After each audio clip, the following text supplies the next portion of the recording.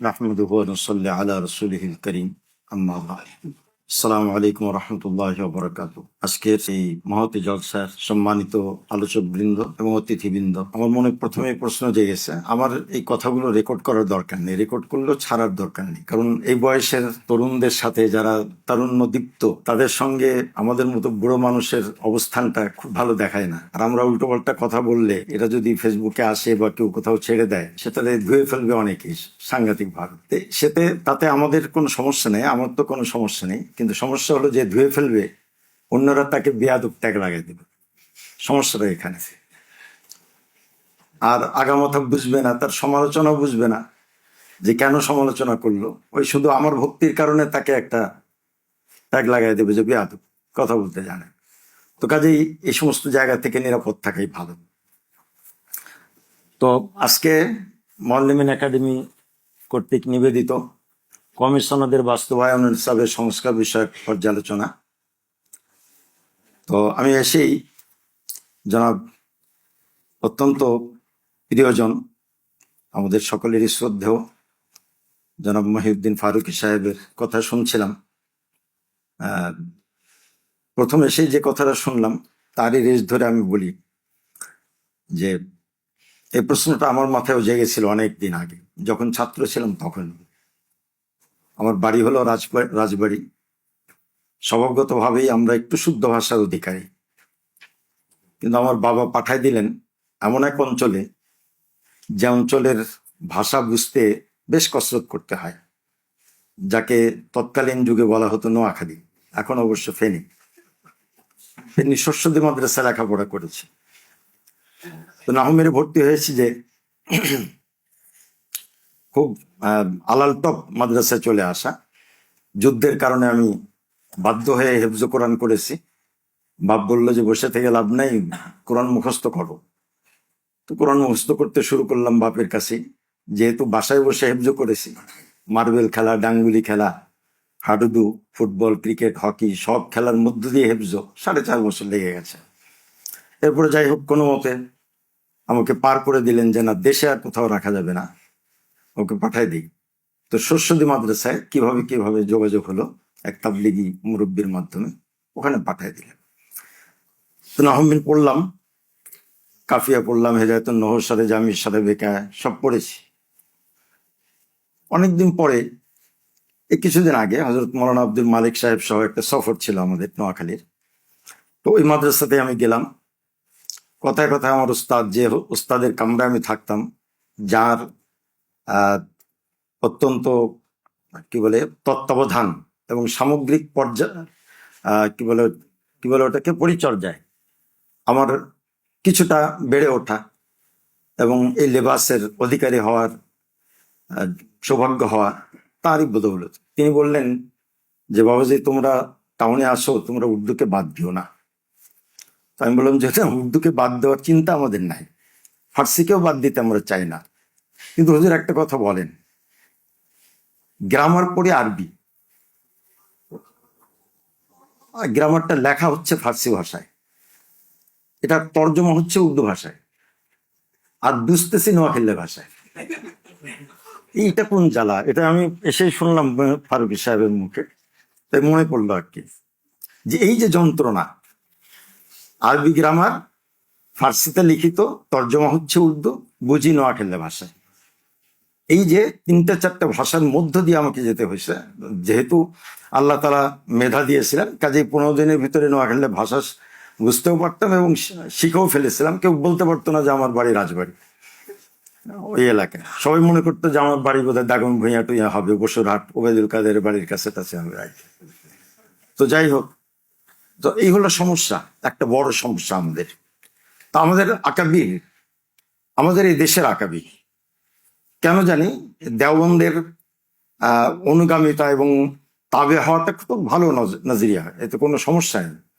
কিন্তু সর্বক্ষেত্রে তাদের অনুগামিতা, তারা কেন কোন জিনিসটা প্রতিষ্ঠা করেছিলেন সেটা চিন্তা ভাবনা না করে, এখানে আমাদের আপত্তি।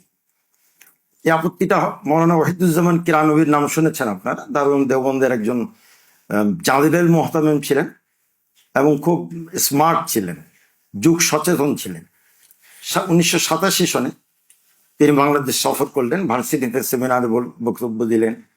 মালিবাগ মাদ্রাসা একটা জলসা হয়েছিল, ওখানে তিনি কথায় কথায় যখন জানলেন যে আমরা উর্দু ভাষায় তর্জমা করে পড়াই, তখন উনি এত খেপলেন যে আমাদেরকে মৌলবীদের কাতার থেকে বের করে দিলেন। বললেন যে না, এখানে ইসলাম হবে না, এখানে ইলম শেখা হবে না, তোমরা তোমাদের মাতৃভাষায় কোরআনটা আত্মস্থ করো, মাতৃভাষায় কিতাব বোঝো, তুমি উর্দুতে কেন বুঝতে চাচ্ছ? এই একটা আমাদের শিক্ষা ব্যবস্থার একটা বড় সমস্যা। তো বাস্তবতা হচ্ছে যে বিভিন্ন কারণে আমরা আগের কিতাবগুলোই রেখে দিতে বাধ্য হচ্ছি, বরকতের জন্য হোক, যে কোনো কারণেই হোক। কিন্তু এ নিয়ে চিন্তা করার দরকার ছিল যে একটা ছোট্ট শিশু, তার প্রথম বছরে আমরা 4টা ভাষা 5টা ভাষা তার উপরে চাপিয়ে দিচ্ছি। এটা উচিত নয়। আমাদের চিন্তাধারা আমরা এখনো বাস্তবায়ন করতে পারিনি, কিন্তু জামিয়াতুল উলুম ইসলামিয়ায় আমরা যারা আছি, আমরা চিন্তা করেছি যে না, এই শিশুদেরকে এত চাপ দেওয়া যাবে না।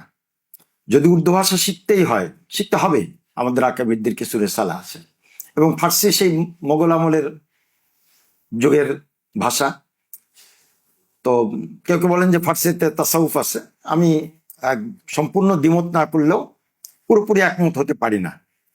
কোরআন হাদিসে তাসাউফ নাই, তাসাউফ আমার ফার্সি মোল্লা জালালউদ্দিন রুমি পড়ে আমার শিখতে হবে, কালিদে মসনবী পড়ে শিখতে হবে, এতে আমি বিশ্বাসী না। যাই হোক, অন্যরা যাই কিছু বলুক না কেন, হ্যাঁ, আমাদের আকাবিরদের যে রেসালা আছে, কিছু আছে ফার্সিতে, কিছু আছে উর্দুতে, এগুলো বোঝার জন্য অবশ্যই উর্দু দরকার, ফার্সি শেখা দরকার। কিন্তু তার মানে এই না যে ওই নামকা আসতে তাইসিরুল মুক্তাদি ফার্সি পাইলেই গুলিস্তা বুস্তা পড়লাম আর হয়ে গেল। বাস্তব কথা হচ্ছে যে গুলিস্তা বুস্তা খুব ভালো করে পড়েছিলাম আমি, কিন্তু এখন একটা ফার্সি, একটু কঠিন ফার্সি শের আমি বুঝি না। এর জন্য আমাকে যেতে হয় মালিবাগের মৌলানা আহমেদ মাইমুন সাহেবের কাছে। ওই যে মুফতি আবদুল্লাহ মাসুম সাহেব আছেন। আমি আলিমিয়া নদভীর বেশ কিছু কয়েক খণ্ড বই অনুবাদ করেছি, ভাষণ সংকলন। তো প্রথম খণ্ডের প্রায় সবকটা শেরই উনি অনুবাদ করে দিয়েছেন। এর পরের গুলো অবশ্য আমি করতে পেরেছি।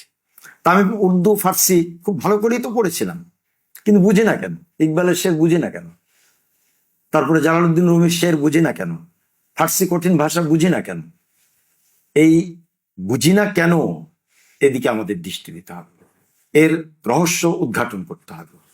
সবচেয়ে দুঃখের বিষয় যে আরবি নিয়ে চর্চা, মূল চর্চা আমাদের আরবি নিয়ে, মূল চর্চা আরবি নিয়ে। আলহামদুলিল্লাহ কিছু কিছু সরাহ বুঝি, পড়তে পারি। ফতুল মুলহিমটা মালিবাগে মৌলানা নূর হোসেন কাসিমি সাহেব ধরে ধরে পড়াতেন যে বাজি এই জায়গা থেকে জায়গা মোতালা করে নিও। মারুফুস সুনান খুলে দিতেন যে বাজি এই জায়গা থেকে জায়গা পড়ে নিও। এটা অনেকের কাছে আশ্চর্য লাগবে।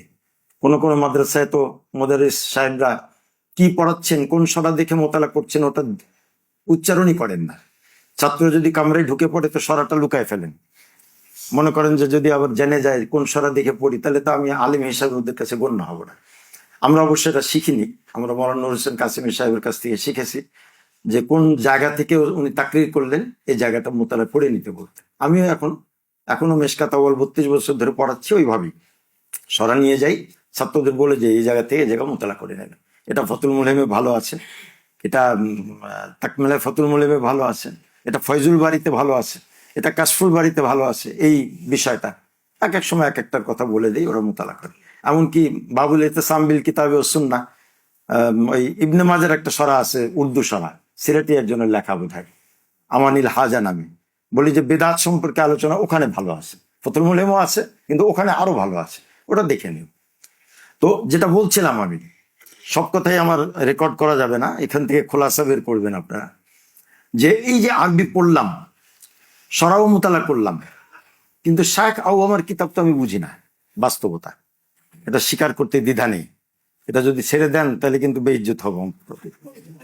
তো শায়েখ আওয়ামের কিতাব তো বুঝি না আমি, বাস্তবতা এটা। আচ্ছা, আরবি বলা এটা তো বহুত দূর কি বাত, কুফুরি করে ফেলাই অনেক সময়। নাম নাম কে খালি নাম নাম। এখন আলাস্তু বিরাব্বিকুম, ওখানে যদি কলু বালা না কয়ে নাম কইতাম, তাহলে বলে কাফের হয়ে যেতাম আমরা। কারণ বালা ব্যবহার হয় ওই মা কাবলে তাকে কি করার জন্যে, না, নাম ব্যবহার হয় আগে যা বলছে সেটারই তাকরির করার জন্য, আর বালাকে বালা আসে নফি করে দেওয়ার জন্য। Why not, of course why not, এটা বোঝানোর জন্য। আর নাম মানে আপনি রব না। তা আমরা তো ওই যে আরবি আলারা যারা তাবলিগে টাবলিগে আসে, একটু শুনি তো, কথা বলে আসে, কথা বলতে চায় তো ঘামতে থাকি, হ্যাঁ, আন্ডার প্যান্ট পর্যন্ত ভিজে যায়। আর এদিকে বলি যে নাম নাম, ব্যাস। এর চেয়ে বেশি পারি না, সোজা কথা। আমাদের ছাত্ররাও পারে না, আমাদের ওস্তাদরাও পারতেন না, এটা হলো বাস্তবতা। এটা কেন? এই 14টা বছর পড়ার পরেও আমরা আরবিতে কেন কথা বলতে পারি না? ওই সাধারণ সরাসুরুয়াত যেগুলো আমাদের হাতের কাছে আছে, মুরাওয়াজা সরাসুরুয়াত, এগুলো বুঝি, বাকিগুলো বুঝি না কেন? তাও এটা বোধহয় বললে অত্যুক্তি হবে না। এই যে ফতুল মুলহিমের কথা বললাম, তাকমিলা ফতুল মুলহিমের কথা বললাম, বা কিছু কিছু সরার কথা বললাম, এগুলো কিছু কিছু মাদ্রাসার কিছু কিছু ওস্তাদেরা বোঝেন এবং ছাত্ররা বোঝেন। অনেক মাদ্রাসাতে এগুলো নামই জানে না। দেওবন্দে যখন পড়তে গিয়েছি তো মৌলানা মকবুল বাড়িধারা ছিল, এখন বোধহয় নাই এই বছর। তো মৌলানা মকবুল হোসেন আমার বন্ধু ছিল, ও বড় লোক ছিল, আমিও পয়সা কম ছিল না, কিন্তু আমি খালি নাস্তা আর পত্রিকা কিনে পড়তাম, কিতাব বেশি কিনতাম না, ও কিতাব কিনতো। তো দেওবন্দে যে একদিন জিজ্ঞেস করতেছে অনেকের সামনে যে মকবুল, তোমার কাছে ফতুল মুলহিম আছে? আশ্চর্যের বিষয় হলো তখন দারুল উলুম দেওবন্দে তাকমিলা ছিল না, তাকমিলাটা তখনও যায়নি। আমরা কিন্তু মালিবাগে মোতালা করে গেছি, কিন্তু মাকতাবায় দারুল উলুম দেওবন্দের মাকতাবায় তখনও আসেনি। মৌলানা নিয়ামতুল্লাহ সাহেব মকবুলের কাছ থেকে নিয়ে মোতালা করতেন। তো মৌলানা মকবুলকে জিজ্ঞেস করলাম যে ফতুল মুলহিম আছে তোমার কাছে? তো খুব বড় একটা মাদ্রাসার ছাত্র এই বাংলাদেশের, নাম বলবো না, সে পাশ থেকে জিজ্ঞেস করলো ফতুল মুলহিম কি ভাই? আমি বললাম যে একটা ক্রিম, মুখে দিলে, চোখে মুখে দিলে উজ্জ্বল্য বাড়ে। হ্যাঁ, এটা বললাম খুব মানে কি, তাই সে এসে হতাশা থেকে। কেন? কারণ যে ছাত্রটা এটা জিজ্ঞেস করেছেন, তিনি এবং তার ওই প্রতিষ্ঠান মনে করে যে ঢাকায় কোনো এলম নাই, ঠিক আছে, যত এলম খালি ওখানেই আছে।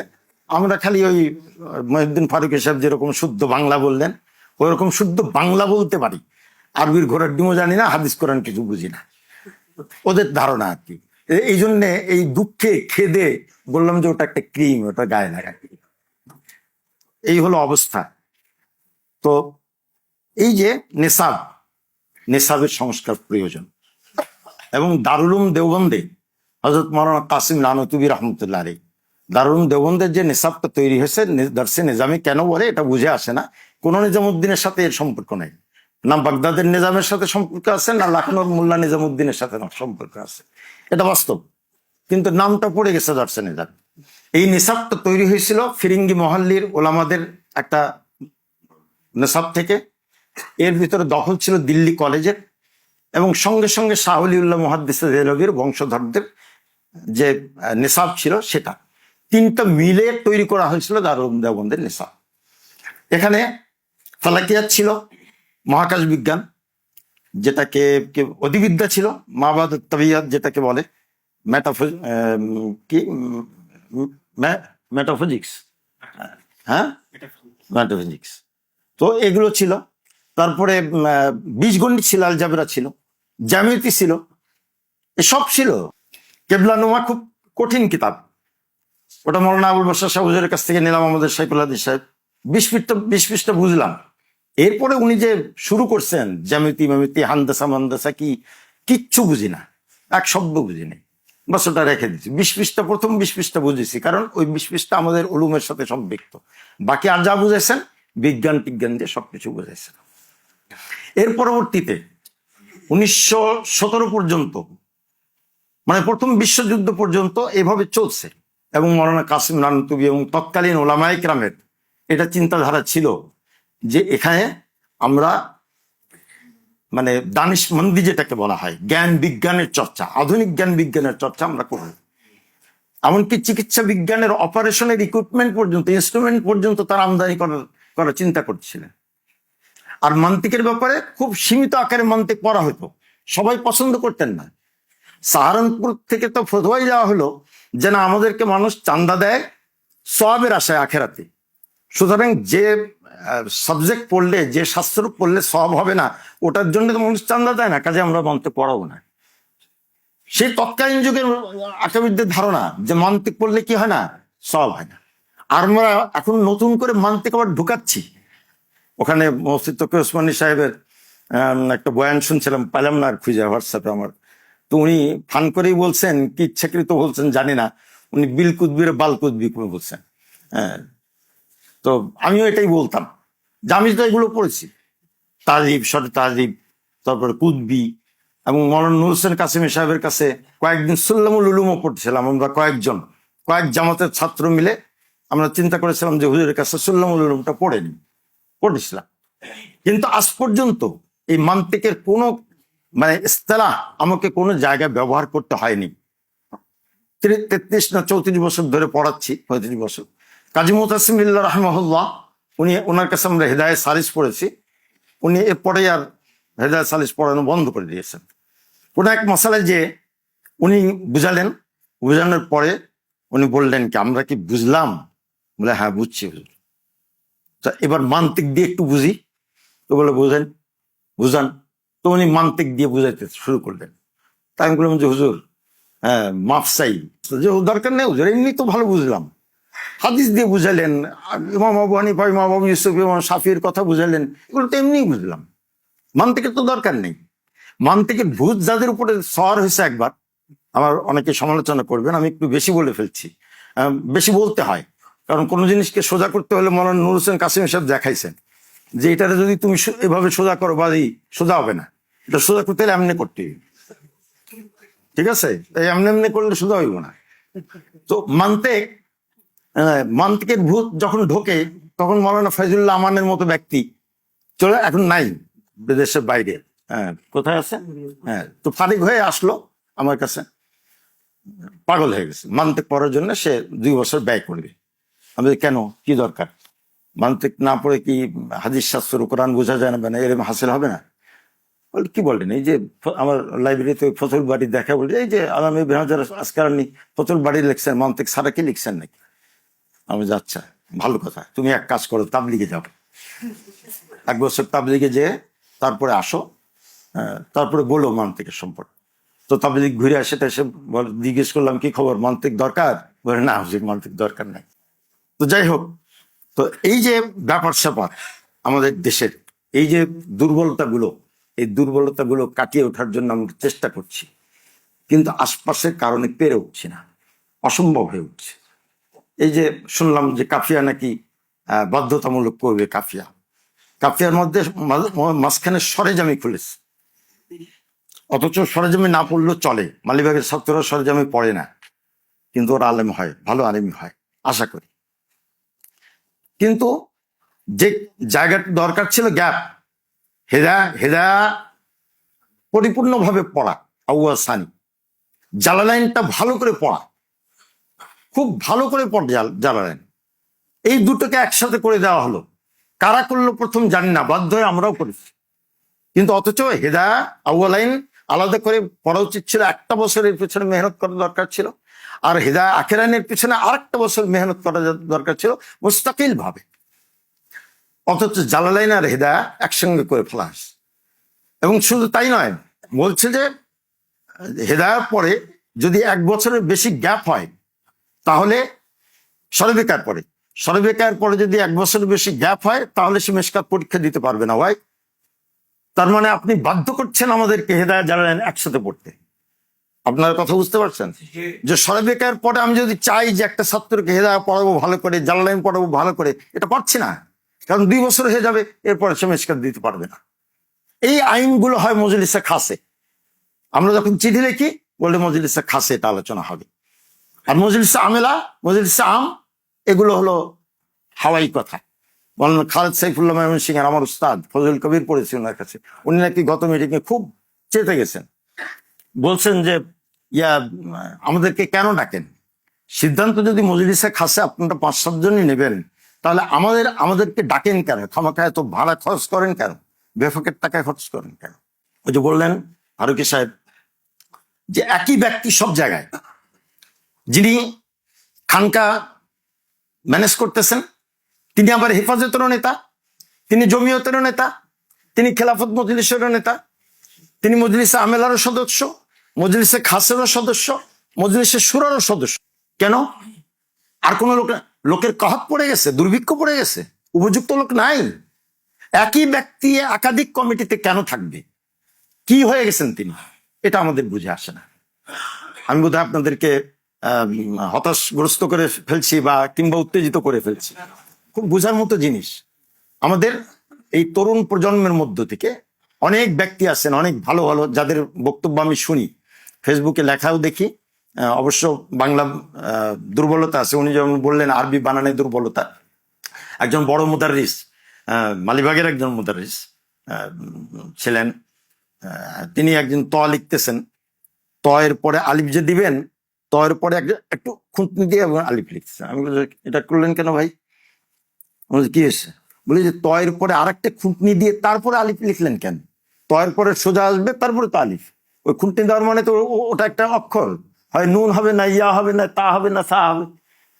ওনার সেদিন হুঁশ হয়েছে। ওটা তাসি কমিটিতে ওনাকে ধরছিলাম আর কি, যে এটা কেন করলেন। উনি প্রত্যেকটা জায়গাতে এই কাজটা করেছেন। তো এই যে ভুল, শুধু বানানের ভুল না, ওই যে রসমে খাত, এটাও জানি না আমরা অনেক ক্ষেত্রে, অনেক সময় অনেক ভুল করে ফেলো। তো বাংলা ভাষাও ভুল হয়, ভুল লিখতে দীর্ঘ করে দিয়ে লিখছে। বিকৃত মৌলানা আব্দুল মালিক সাহেবের বায়ান, এই জমার আগের জমার সারাংশ লিখতে যে লিখছে বিকৃত, কয়রফালা রস্মিকার, মানে মাবিয়ে, হ্যাঁ, বিক্রয়কৃত, আসলে বিকৃত। আমরা উচ্চারণ করতে ভুল করি, তো আসলে হবে বিকৃত, বিকৃত না, বিকৃত, আকৃতি, বিকৃতি, বিকৃতি না, এটা উচ্চারণ ভুল। এটা উচ্চারণের জন্য একটা ফর্ম আছে আলাদা। যাই হোক, এই সব বিষয়ে যে সমস্যা, পাহাড় পরিমাণ সমস্যা আমাদের সামনে জমে আছে, এই সমস্যার সমাধান কেউ করতে চাচ্ছে না।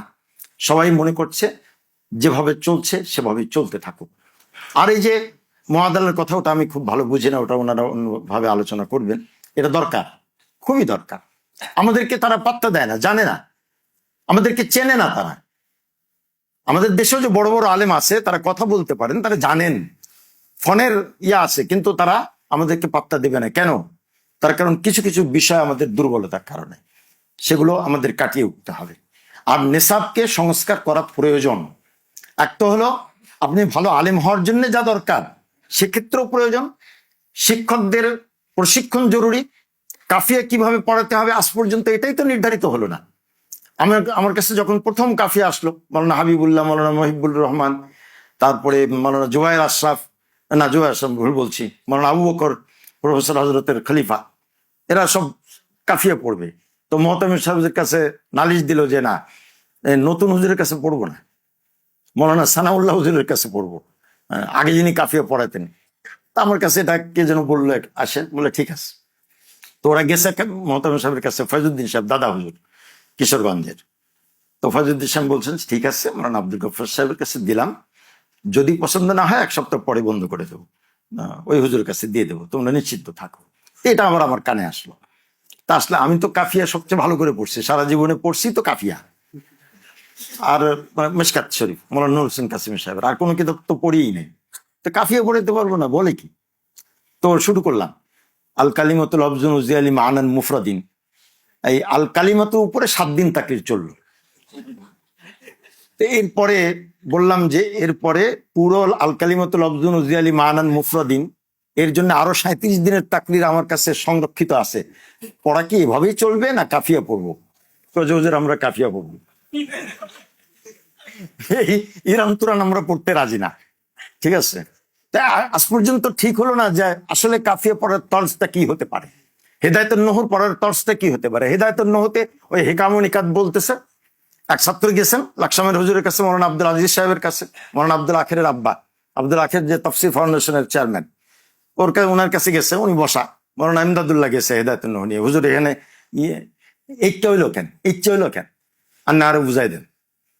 তো হুজুর জিজ্ঞায় যে তুই হইসস নি, হেদায়েতুন নহর মুকদ্দমা হইসস নি, খুতবা হইসস নি? বলে হইসি। বুঝছি? বলে বুঝছি। বলে কিয়া কইছে? হর। তো পরে মিন গায়রি তাররুজিন লিল আদিল্লাতি ওয়াল ইলাল লিআল্লাহ ইউশাউশা জাহানাল মুফতাদি। তো এটা বুঝছি। তো তো তখন তো চুপ হয়ে গেছে। বলে তো আদিল্লার ইলাল তো কইতেই চায় না মুসান্নিফ, যে জাহানে মুফতাদি কি হবে, প্রোপাগান্ডা হয়ে যাবে, বিক্ষিপ্ত হয়ে যাবে। তুই কেন দলিল আদিল্লাহ তালাশ করিস? তো এই হেদায়েতুন নহতে আমরা দলিল আদিল্লাহ দিয়ে পড়াইতেছি।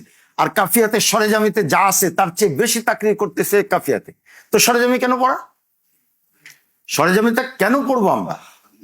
এই যে বিশৃঙ্খলা সমস্ত জায়গায়, কোন কিতাব একজন আসে বললেন যে তানজিমুল আস্তাদ মোতালা করেন। আমরা যখন মেশকাত পড়ি, তানজিমুল আস্তাদ তো বলেন আবিসাত, আবিসাত মোতালা করেন। আবিসাতের মুসাল্লিফ যিনি, তানজিমুল আস্তাদের মুসান্নিফ নামটা কি? আবুল হাসান সাহেব। হ্যাঁ, উনি দুঃখ করে বলতেন যে আমি কিতাব লিখলাম আবিসাতের হলকরণের লেগা, তানজিমুল আস্তাদ আমার কিতাবের ওরা আবিসাত বানায় লাইলো। মানে কেউ তানজিমুল আস্তাদ কয় না, কয় আবিসাত। এটা প্রসিদ্ধ ছিল না আখালিতে, আবিসাত। তো উনি এসে বলতেছে, আমাদের ক্লাসে মেহমান ছিলেন রাত্রে, উনি বলতেছেন যে আবিসাতটা মোতালা করেন। বললি কেন, কি হয়েছে? বলে ওটা পড়ে খুব ভালো কিতাব, খুব ভালো সরা, ওটা পড়ে আমি আবু দাউদ পড়াই, ওটা মোতালা করে আবু দাউদ পড়াই। আমরা তখন মিশকাত পড়ি, তখন আমরা আন্দাজ করে ফেলছি উনি কত বড় মুহাদ্দিস, যিনি তানজিমুল আস্তাদ মোতালা করে আবু দাউদ পড়ান। এই চিত্রটা এখানকার না, প্রায় প্রায় সমস্ত মাদ্রাসাতে এই ধরনের চিত্র আপনারা দেখতে পান। এই জন্যে ফারুকী সাহেব যেটা বলছিলেন যে শিক্ষক প্রশিক্ষণের ব্যাপারটা, এই যে এখানেও আছে শিক্ষক প্রশিক্ষণের ব্যাপারটা, বিএড পরীক্ষা না দিয়ে, আরো একটা কি আছে পিটিআই, এটা পরীক্ষা না দিয়ে কেউ প্রাথমিক স্কুলের শিক্ষক হতে পারে না, কেউ হাই স্কুলের শিক্ষক হতে পারে না। আমাদের দেশে এরকম কোনো ব্যবস্থা নেই। কোন কিতাব কিভাবে পড়াতে হবে, ছাত্রদের প্রতি আমার মন মানসিকতা কি ধরনের হওয়া উচিত, আমার শাসনটা কি পরিমাণ হওয়া উচিত, শুধুই ব্যাত লাগাবো না, আদরও করতে হবে, এই নানা বিষয়ে আমাদের দুর্বলতা আছে প্রচুর পরিমাণ। এই দুর্বলতাগুলো আশা করি আপনাদের মধ্য দিয়ে কেটে উঠবে পরবর্তীতে। এবং নেশাব সংস্কারের যে বিষয়টা, এটাও আপনাদের হাত দিয়ে হবে মনে আমরা আশা করি। এবং সঙ্গে সঙ্গে আরেকটা কথা, অনেক লম্বা হয়ে গেল, জ্ঞান বিজ্ঞানের যে আধুনিক জ্ঞান বিজ্ঞান, দাওয়াতের প্রয়োজনে ইংরেজি ভাষা শেখাটা ফরজ বলে আমার কাছে মনে হচ্ছে। মৌলানা তকি ওসমানী সাহেবকে মুফতি শফি সাহেব ইংরেজি ঠিকই শিখাই দিচ্ছেন। এটা আমার মাদ্রাসায় বললে, আমার এক মুজারিস বললেন হাসতে হাসতে যে এই জন্য মৌলানা মুফতি শফি সাহেবকে দেওবন্দ থেকে খারেজ করে দিছে অনেক আগেই। উনি দেওবন্দি আর থাকেন নাই, এটা খুব দুঃখজনক। ওনাকে দেওবন্দি বলা হয় এই জন্যে যে ওনার ছেলেকে, উনি একটু অন্য মানসিকতা ছিলেন, উন্নত মানসিকতার, উদার মানসিকতার। উনি কাব্য চর্চা পছন্দ করতেন, কবিতা লিখতে পছন্দ করতেন। ওনার ছেলে মেয়েরা সবাই কবিতা লিখতে পারতো। ওনার বোন মুফতি তকি ওসমানী সাহেবের বোনও ভালো ভালো কবিতা লিখতে পারত উর্দুতে। আমরা একজনও বাংলায় কবিতা লিখতে পারি না। নজরুলের সমপরিমাণ, রবীন্দ্রনাথের সমপরিমাণ তো অনেক দূরের কথা। মানে কবিতা হিসাবে খায়, গ্রহণযোগ্য এরকম কোন কবিতাও আমরা লিখতে পারি না। তা আধুনিক জ্ঞান বিজ্ঞান আমাদের অর্জন করা উচিত দাওয়াতের প্রয়োজনে। এবং শুধু দাওয়াতের প্রয়োজনে না, আমার খেয়াল, যেটা এখন জামিয়াতুল উলুম ইসলামিয়া প্রতিষ্ঠিত করতে পারেনি, আমার খেয়াল যে আজকে যদি কিছু ছেলে প্রশাসনে থাকতো, কওমি মাদ্রাসার ফারিক, তাহলে আজকে বাংলাদেশের অবস্থাটা এরকম হতো না। সেদিন একজন বললো যে ওরা যদি গুমরাহ হয়ে যায়, আমি বললাম যে গুমরাহ হলে কতটুকু গুমরাহ হবে? প্যান্ট শার্ট পরবে, তো প্যান্ট শার্ট পরলে কি জাহান্নামে চলে যাবে? নামাজ পড়ে না, তো যারা আসে নাই তারা নামাজ পড়ে না, তো তাদের ব্যাপারে তোমাদের ফিকির কি? তো আমরা 20 জন পড়েছি, ফারেক হয়েছি 20 জন। এই 20 জনের ভিতরে 5-6 জন মানে আমরা জানামতি খেদমতে লেগে আছি মোটামুটি, আর কারো খবর নাই। এখন তো 7 জন ফারেক হচ্ছে আমার মাদ্রাসা থেকে। এই 40 জন যদি না আসতো, ওরা যদি সবাই স্কুলে যেত, কি করতাম? এই 40 জন রে আমরা ইন্টারমিডিয়েট পরীক্ষা দেওয়ায় ভার্সিটিতে পাঠাই না। ওরা গুমরা হলে কতটুকু গুমরা হবে? আমি কথা বললাম, সম্পূর্ণ গুমরা হবে না। এক সময় না এক সময় এই মূলের দিকে ফিরে আসবে। আমাদের সমর্থন অবশ্যই করবে। এই একটা কথা গল্প বলে শেষ করছি। আমার বড় ভাই ছিলেন কমিউনিস্ট, পাক্কা কমিউনিস্ট, কিন্তু বাপও ছিলেন জেনারেল শিক্ষিত। এক বিহারের কাছ থেকে উর্দু শিখছেন আর কোরআন শরীফ শিখছেন, কোথায় কি জানি না। ওনার কাছে আমি সেইভাবে কোরআন শরীফ শিখতে পেরেছি, জেনারেল শিক্ষা শিক্ষিত। বাপ ছিলেন, ভাই ছিলেন কমিউনিস্ট। কিন্তু ওনার ওই যে ছোটকালে বাবার কাছে কোরআন শরীফ পড়ছে, বেহেশতি জোহরও পড়ছেন উর্দুতে। আগে ছিল এসএসসিতে স্কুলে পাকিস্তান আমলে বেহেশতি জোহর পড়তে হইতো, উর্দু পড়তে হইতো। তা আমার বড় ভাই বেহেশতি জোহর পড়ছেন। ইসলামিক কিছু ধারণা আছে, 40 হাদিস পড়া, এগুলো ছিল। তা একদিন ফার্স্ট ক্লাসে উঠছি গাড়িতে, আমি তখন হেদায়তুন কাফিয়া পড়ি, ট্রেনে উঠেছি রাজবাড়ি থেকে বাড়িতে যাব কালুখালী। তো উনিও উঠছেন সাথে, আমাকে আগায় দিয়ে আসবেন। তো ফার্স্ট ক্লাসে খুব কম প্যাসেঞ্জার থাকতো সাধারণত, আমি সবসময় ফার্স্ট ক্লাসে চড়তাম। তো ওই ভদ্রলোক একজন সামনে, সে জিজ্ঞেস করতেছে কি পরি হ্যান ত্যান। তো এই লুঙ্গি, আপনাদের মতো পায়জামার চল ছিল না তখন, লুঙ্গি পরা থাকতো, লুঙ্গি ছিল পন্স, আর কাঁধে ঝোলানো একটা ব্যাগ, কবি কবি ভাব, চটের ব্যাগ একটা ছিল আর কি। দেখে ওর কাছে কেমন কেমন লাগতেছে, কি পড়ি হ্যান ত্যান জিজ্ঞেস করলো। তো জিজ্ঞেস করতে করতে হঠাৎ বলতেছে যে তাহলে খালি ধর্ম নিয়েই থাকবেন, তো ডাক্তার ইঞ্জিনিয়ার কি হবে? আমি তো পড়ি না হমিন না কাফিয়া মনে নাই আমার ঠিক, আমি কি জবাব দেবো আমি বুঝে উঠতে পারতেছি না। আমার বড় ভাই কমিউনিস্ট, কিন্তু সহি জবাব দিয়েছেন এবং সুন্দর জবাব দিয়েছেন। বলে তো দায়টা ওর উপরে, ওদের উপরে চাপাচ্ছেন কেন? দায়টা আপনারা নিয়ে নেন, আপনারা ভার্সিটিতে কলেজে ইসলাম ঢোকান, তাহলেই তো হয়ে যায়। তাইলে তো ধর্মজ্ঞানী সে ডাক্তারও হবে ইঞ্জিনিয়ারও হবে, ওদের উপরে দায়টা চাপাচ্ছেন কেন? সুন্দর জবাব না? সুন্দর জবাব। এই ভাই উনি আমার দাওরা হাদিস দেওবন্দে যাওয়ার পয়সার যোগান দিয়েছেন। সব পয়সা বাপের কাছ থেকে নিতে পারি নাই, কারণ বাপের কাছে আবার হিসাব দিতে হতো যে কি বাবদ খরচ করলাম, কড়া মানুষ ছিলেন। তো বড় ভাইয়ের কাছ থেকে নিছি। এবং উনি শেষ জীবনে নামাজও পড়তেন এবং ইসলামের বিরুদ্ধে কখনো বলতেন না। আমার বাসায় একদিন ওই সিগারেট খাচ্ছেন আর পেপার পড়তেছেন। তা হঠাৎ ওই কিছুক্ষণ আগেই অর্থনীতি নিয়ে আলোচনা হলো, রাজনীতি নিয়ে। তো আমি চুপ করে গেছি। কিছুক্ষণ পরে আমি বললাম যে আচ্ছা যাই হোক, সমাজতন্ত্র কায়েমের জন্য ধর্মের বিরোধিতা করার প্রয়োজন ছিল না। তো উনি তাকাই রয়েছেন নিচের দিকে, পেপার পড়তেছেন। তো হঠাৎ করে মাথা উঠে কি বললি আবার বলতো, গুরুত্বপূর্ণ কথা।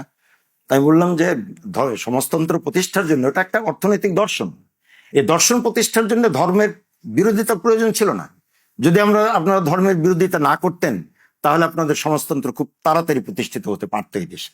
বলে যেটা হ্যাঁ ঠিক বলেছিস, আমরা খুব ভুল করেছি। এরপরে ধর্মের বিরুদ্ধে উনি কখনো বলতেন না এবং নামাজ পড়তে যেতেন, গ্রামে যখন যেতেন আসর সময় যেতেন, আসর পরে যে চাটা খেয়ে মাগরিব এসা পরে তারপরে বাড়িতে আসতেন, গ্রামে যখন যেতেন। আর ওই বলতেন আমার চাচারে, যারা সেক্রেটারি সভাপতি, ওদের বলতেন যে শোনো জালাল, যদি জান্নাত বলে কিছু থাকে তো তোমাদের আগে যাবো। বলে কেন? বলে আমি তো কারো পয়সা মেরে খাই না, দু একক তো নামাজ পড়ি, আল্লাহ বাকি নামাজগুলোর গুনাহ মাফ করে দেবেন, কিন্তু কারো হক তো নষ্ট করি না। তোমরা তো এই নামাজ পড়ে যাই ওই আইল ঠেলবা, ঠিক আছে, জমির আইল ঠেলে আরেকজনের ভিতরে ঢুকে যান, ওটা তো আল্লাহ মাফ করবে না। এই যে কিছুটা বোধ ছিল, কিছুটা চেতনা ছিল, এটা বোঝা যায়। ওই যে ফাউন্ডেশনটা তো কিছুটা ছিল। তো যে ছেলেটা মাদ্রাসা থেকে ফারিগ হয়ে যাবে সে পুরোপুরি গুমরা হয়ে যাবে, এটা আমি বিশ্বাস করি না, অসম্ভব।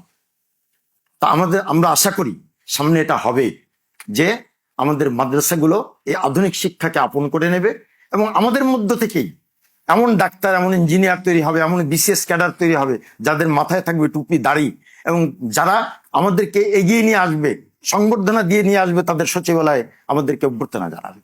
আল্লাহ তাআলা আমাদের সকলকে তৌফিক দান করুন। আমার ভুল ভ্রান্তি যদি কিছু হয়ে থাকে ক্ষমা করে দেবেন আপনারা।